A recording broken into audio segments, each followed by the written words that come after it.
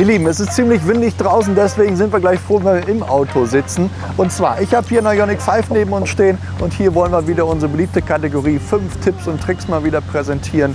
Also, ihr seht mal JTV, mein Name ist Max vom Autohaus Anders und wir setzen uns rein und präsentieren euch mal 5 Dinge, die ihr vielleicht noch nicht kannt. Auf eurem Infotainment-System habt ihr natürlich verschiedene Kategorien und diese könnt ihr auch tatsächlich verschieben. Und zwar, ihr müsstet dann einfach die Kategorie gedrückt halten und dann seht ihr schon, kann ich das natürlich beliebig hin und her schieben, je nachdem, wo ihr das Ganze platzieren möchtet.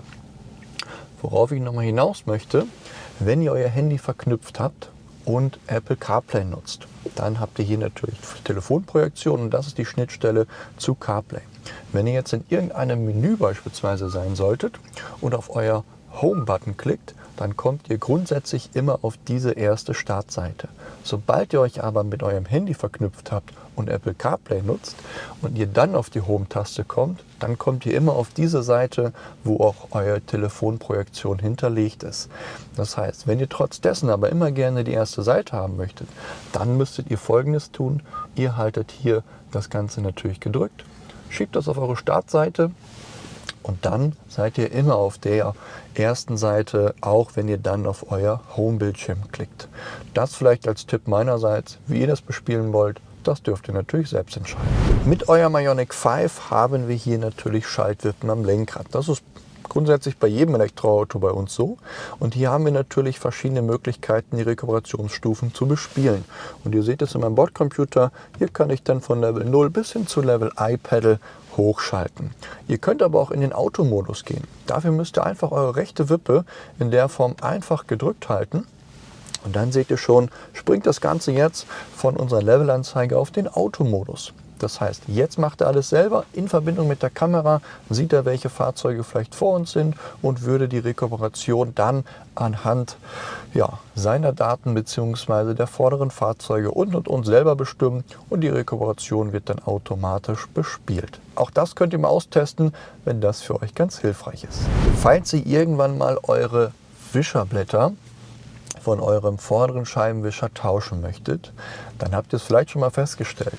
Wenn ihr jetzt versuchen würdet, die Wischerblätter hochzuklappen, dann funktioniert das nicht, weil die Motorhaube in der Form im Weg ist. Das heißt, ihr würdet nur den Wischarm verbiegen, den Lack zerkratzen, alles nicht gut. Das heißt, es gibt eine Stellung, die wir hier einschalten können, damit ihr dann auch wirklich bequem die Wischerblätter tauschen könnt. Was ihr dafür tun müsst, ist einmal das Auto anmachen und dann auch sofort wieder ausmachen. Und jetzt den Wischarm in der Form, den Hebel, einfach kurz runterdrücken, gedrückt halten und dann seht ihr schon.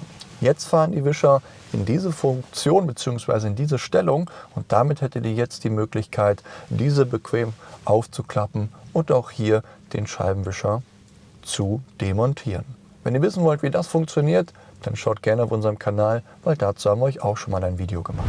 Wir waren vorhin schon mal beim Thema der Rekuperation unserer Schaltwippen. Wenn ihr jetzt üblicherweise in einer hohen Rekuperationsstufe fahrt, dann nutzt ihr eure herkömmlichen Bremsscheiben sicherlich weniger. Hier ist es jetzt so, auch die sollten natürlich irgendwann trotzdem mal ein bisschen mitgenutzt werden, weil ansonsten entsteht Flugrost. Wenn ihr dann irgendwann mal losfahrt, dann merkt ihr, dass die Scheibe bzw. beim Anfahren die Bremse vielleicht noch mal ein bisschen klemmt. Wenn ihr dann auf die Bremse tretet, dann gibt es so ein paar Geräusche. Daran erkennt ihr, dass sich natürlich schon mal Flugrost gebildet hat. Damit das zum Beispiel nicht beziehungsweise das ein wenig verbessert wird und gereinigt wird, gibt es hier auch noch mal eine versteckte beziehungsweise gefühlt geheime Funktion. Ihr habt nachher auf der linken Seite Auto holt. Wenn ihr die Taste drückt, dann sehen wir auch in unserem Bordcomputer, dass Auto Hold aktiv ist. Das ist natürlich dafür da, dass jetzt das Auto eigenständig für euch die Bremse hält, wenn ihr zum Beispiel an Kreuzung, Ampel, wo auch immer steht. Aber ich mache es jetzt einfach mal kurz wieder aus. Und wenn ihr diese Taste einfach gedrückt haltet für länger als 3 Sekunden, dann ganz genau sehen wir hier schon, wir haben eine Bremsscheibenreinigung. Die hatte ich gerade schon an, deswegen machen wir es jetzt nochmal umgekehrt.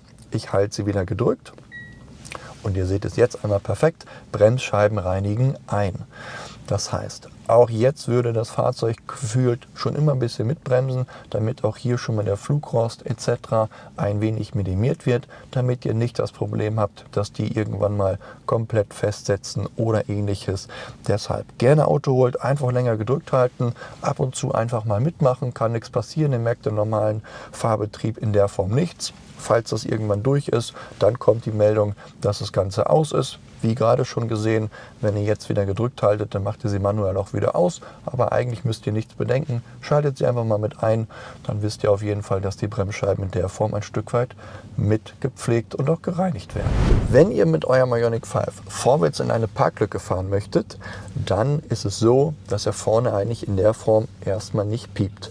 Klar, sobald ihr den Rückwärtsgang einlegt, dann sind wir im Rangiermodus, das heißt, dann geht die Rückfahrkamera an, dann ist auch die Parksensorik scharf geschaltet und würde natürlich piepen, sobald ein Hindernis da ist.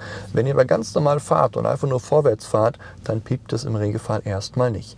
Aber Hilfestellung dafür, ihr habt hier in eurer Mittelkonsole einmal auch hier das Knöpfchen für die Parksensorik. Und wenn ich jetzt mal den Drive-Modus einlege, jetzt ist sie noch nicht scharf geschaltet. Ich drücke aber das Knöpfchen, jetzt sehe ich, die Lampe leuchtet auch.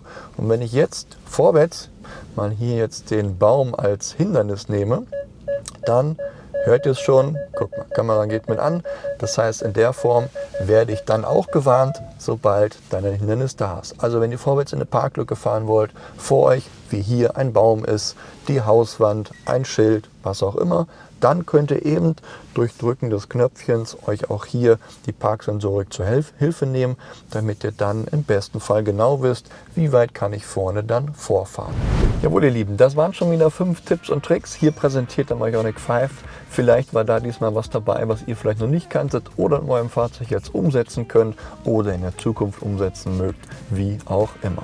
Falls das Video hilfreich war, dann lasst natürlich gerne einen Daumen in nördlicher Richtung da. Abonniert auch gerne unseren Kanal, damit ihr kein Video mehr verpasst. Und dann sehen wir uns gerne im nächsten Video wieder.